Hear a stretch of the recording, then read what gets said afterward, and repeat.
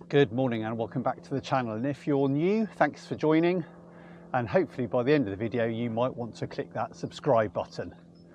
So solo riding, what's it all about? Well, I love group riding and I love being with other people, riding with mates, having a good time, having a chat, having a laugh and working hard in a group ride. But on the other hand, I also really like solo rides, and today we're going to be thinking about some of the main reasons and benefits of solo riding. So let's get going. So the first benefit of solo riding is you can do whatever you like. You can go wherever you like, you can go as fast or slow as you like, and just go off exploring, taking unknown turns. You can stop off at a coffee shop and have a coffee break. You can stop and just enjoy the views. And in group rides, it does tend to be you all just go wherever the group intended to go, and there's no sort of stopping to enjoy the views or anything else. So that's number one. Number two is navigation. It's so easy, and I find myself doing this so many times on group rides, to completely losing track of where you are. When I go on a group ride and we're going to somewhere different, within about half an hour, I'm on a road thinking I've no idea how I got here or how I get back home. So when you go on your own, it forces you to navigate, it forces you to become more familiar with the roads, remember where you're going, and build your own routes, which you can use time and time again in the future. There's been lots of coffee stops I've gone to with a group ride and I thought I've no idea how I'd ever get back there. So learn to navigate on your own, learn to discover new routes. So number three is you can do any training you want without worry about slowing people down or being a bit of a problem. You can do hill repeats, you could do zone 2, you can do some VO2 efforts, and there's no worry about losing the group or the group going faster than you'd like or anything like that.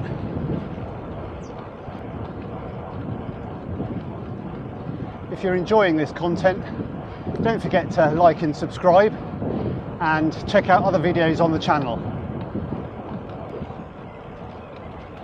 One thing I find on a solo ride is if I'm doing a loop and I've done a couple of hours, I can find myself thinking, oh, I'll take the shortcut back and be back in half an hour, and I wanted to do a 3 or 4 hour ride. So one way you can get around that is just doing an out and back route. Cycle for however far you want to go, halfway. So in the beginning, decide how far you want to go, 1, 2, 3, 4 hours, halve it, and then do that on an outward leg. So if you want to do a 4 hour ride, do a 2 hour ride out to somewhere, turn round, and you'll have to do a 2 hour ride back.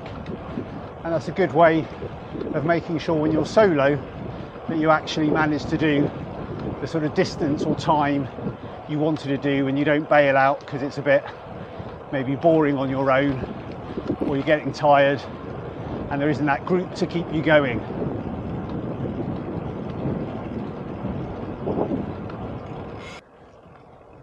Number 5 is when you're riding on your own, it forces you to be more independent and bring with you all the things you need, like maybe tools or spare inner tubes, things like that, bringing pumps or CO2 canisters or all those sorts of things, and of course the food and the drink you need on the trip.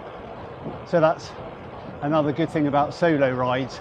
It makes you make sure you've got what you need.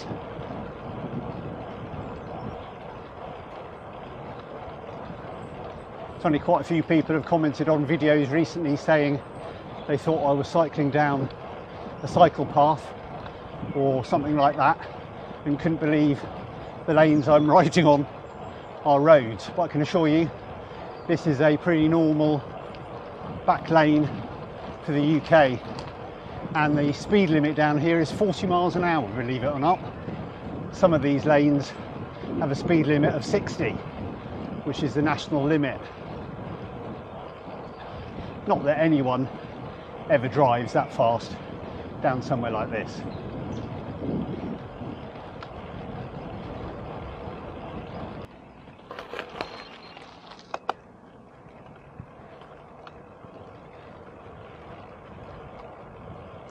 So on a solo ride, you can also try out new kit, try out new clothing, you know, stop and take things off if it's too hot, or try out new equipment maybe, and you might need to stop and tweak it every now and then. You know, you might have a new saddle or new shoes or cleats, and you want to just tweak the position of them. On a solo ride, it's a perfectly okay thing to do. On a group ride, people might start getting annoyed if every 10 minutes you're stopping to change your saddle height. So use solo rides to do those sorts of things. Number 7 is, on a solo ride, you have to work harder. There's no wheels to hide in or wheels to follow. You do all the riding, and you're always riding in, and you're always riding on the front, so to speak. So actually, riding solo is probably a good way of getting fitter. It's quite easy in a group to be one of the ones who hides in the wheels a lot of the time, which is fair enough if the group don't mind, but it's not going to necessarily make you fitter.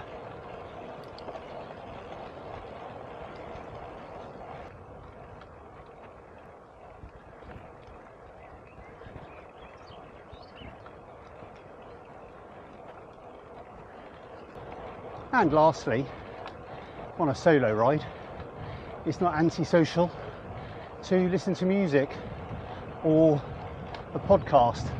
And I know lots of people are against using headphones. I find on roads like these, when I've got my bone conducting headphones, I can hear cars coming up behind me pretty well. And one of the things that I like to do on a solo ride is listen to a podcast or something like that, just to keep my mind busy while I'm just getting the miles in. So what do you think? Do you think you should use headphones or not? Drop it in the comments below. I hope you found this video useful and gave you some ideas about why solo riding might be a good idea.